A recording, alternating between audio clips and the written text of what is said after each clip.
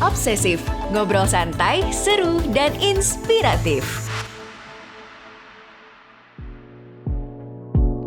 Halo teman-teman Obsesif, balik lagi nih di podcast Obsesif masih bersama Heri Bacot. Setelah episode lalu kita ngomongin berbagai kasus dan fenomena orang dalam serta double interns. Nah, di kesempatan kali ini kita bakal ngebahas generasi yang baru banget memasuki dunia kerja, alias Gen Z. Penasaran kelanjutannya? Sebelum kita mulai, jangan lupa untuk follow, nyalakan notifikasi, serta beri rating terbaikmu untuk podcast Obsesif di Spotify. Kamu peduli dengan kesehatan mental? Tenang, Anyaman Jiwa hadir menemani kamu dan akan ngebahas seputar kesehatan mental, mulai dari pekerjaan, percintaan, hingga sosial. Yuk dengerin podcast Anyaman Jiwa, persembahan Sonora KG Radio Network by KG Media. Hanya di Spotify. Tenang, kamu gak sendiri kok.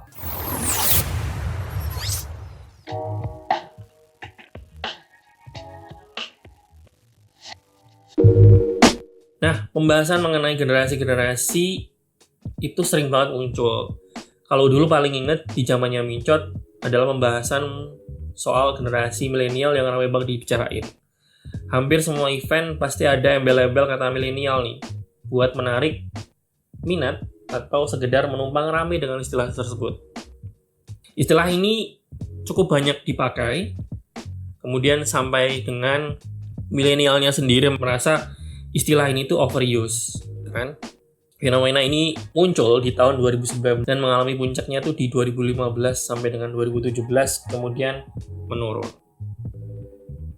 Kala itu milenial selalu identik dengan beberapa stereotip yang melekat di anak kelahiran antara 1981 sampai dengan 1994. Seperti dikutip oleh The Guardian, milenial identik dengan pemalas, bukan seorang yang mencari keseimbangan antara kerja dan kehidupan, tapi lebih memilih bagaimana mengintegrasikan keduanya.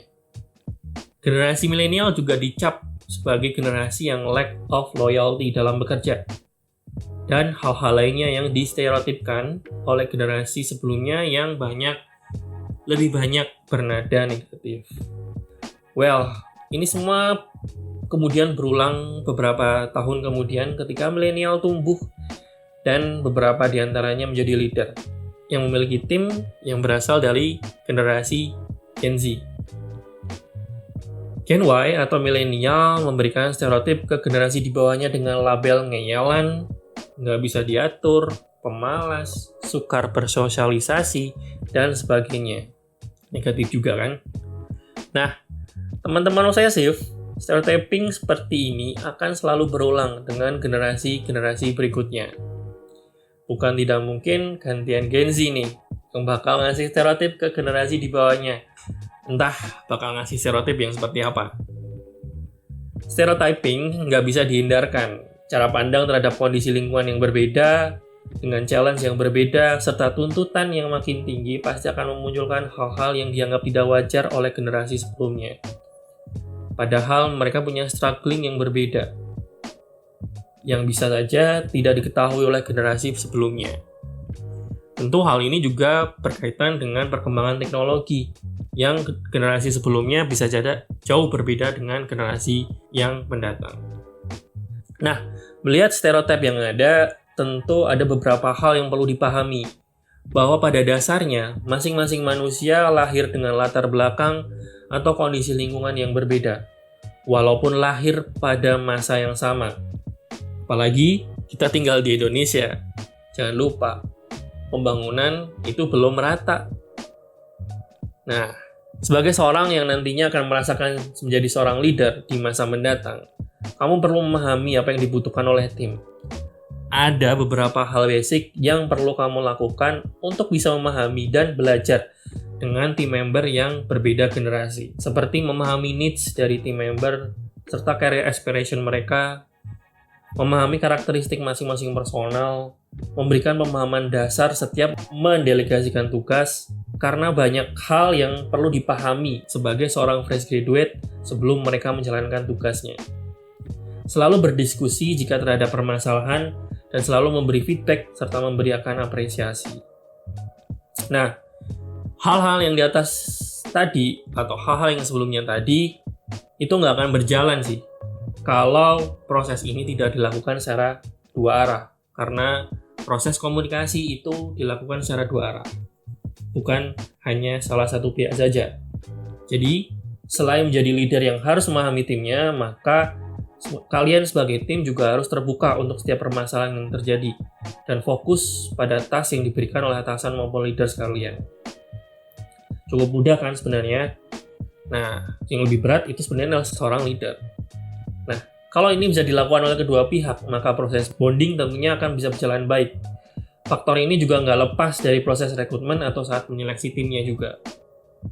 Karena dalam proses penyeleksi pasti mereka akan mencari seseorang yang cocok secara personal juga.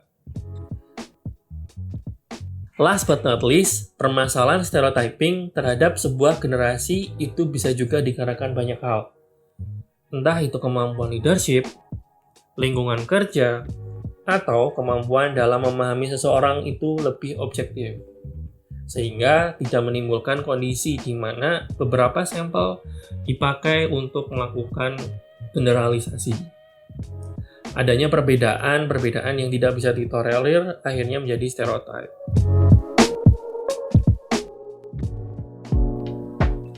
Nah, sekian episode podcast obsesif kali ini. Sampai jumpa di episode berikutnya yang pastinya nggak akan kalah seru.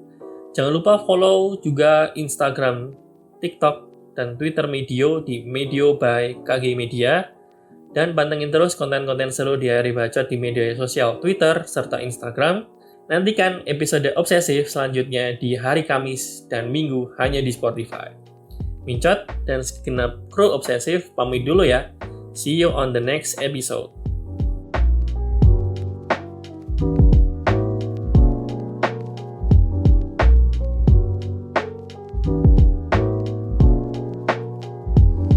Terima kasih sudah setia mendengarkan Obsesif, ngobrol santai, seru, dan inspiratif. Jangan lupa untuk dengerin episode selanjutnya ya.